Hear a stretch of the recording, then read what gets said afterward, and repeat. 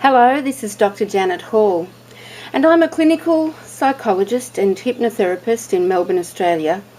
And I wanted to talk to you today about a case that I worked with of a girl who was bulimic.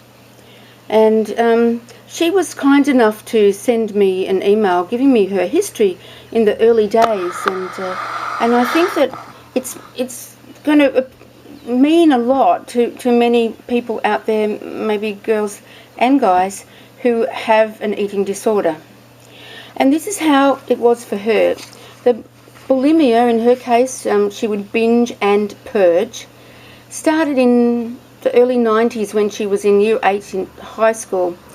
She'd had to have a knee reconstruction over the summer, and she hated her school and felt really bad about how she could go back to school because she didn't feel close to anybody, didn't feel that she had any friends. She admitted that she'd always felt that she was fat from a very young age. And of course, when I met her, she looked absolutely beautiful. And that's one of the issues, isn't it, that so many medical doctors will assess somebody who's presenting as bulimic, and the doctors say, oh, there's nothing wrong with you, you've an ideal weight and you look fine. So in this case, this girl was a really avid reader, and she'd gone on the web and she'd read books, and she thought, well, I'm pathetic, I'm lonely, I'm embarrassed, I'm plain, I'm unattractive, and I'm fat. So I'm going to start binge purging, and that way I can have fun with food, and I won't have to worry about my weight. I won't get fat. So she asked herself, what now that she's 28, looking back, what did she get out of the binge purge habit? And she said, well, something to do. And afterwards, there's a real relief when you do purge.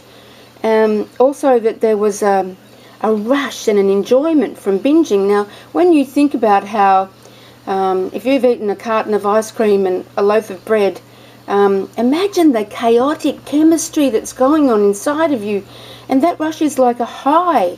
I've never taken cocaine, but I imagine it's, something like that. So she said that it also felt special, like she had a secret that nobody else knew.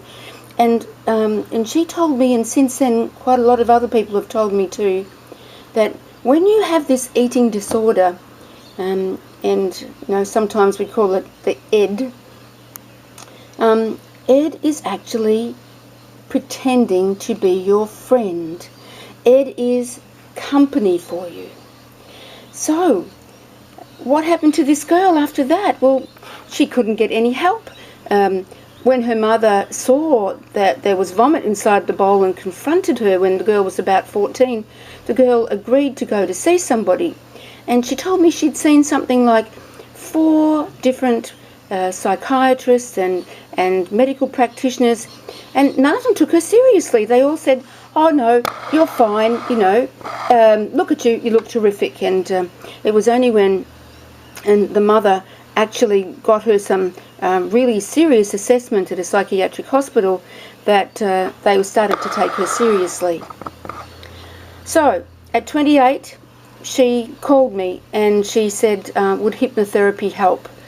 And so I said yes, because hypnosis is like going into a trance and, stuffing your face and then getting into a state because you've stuffed your face. That's being in a trance. And so she came to see me and we worked over some time. Don't think that hypnosis is a magic wand, because it's not. And she had to look at other issues in her life, like why wasn't she willing to get in a relationship with somebody that she loved and trusted, and what sort of career path did she really want to pursue. Anyway, I was really, really glad when after some time, it took about a year of regular talks and asking her to do homework and to speak up to Ed and tell him that he was not going to be the boss of her anymore. And then gradually she started to have more and more free days, binge purge free days, and ultimately she said, I think I know enough now, Dr. Jan, and I'm willing to do it on my own. So I was really proud of her, and I'm sure she was proud of herself too. But, you know, sometimes people think that they've kicked it and the old Ed comes rushing back, and perhaps if they have some major stress. So whatever you do get some help. It might take you a little while to find a Dr. Jan who understands, but, you know, keep reaching out and be willing to share. And you got to tell Ed that he is not the boss and that you are, and what you want to do is have a happy and healthy and loving life, a good attitude towards your body, and feel good about your self-esteem. So if you ever want to contact me on jan@drjanethall.com.au, I'd welcome that contact. Thank you.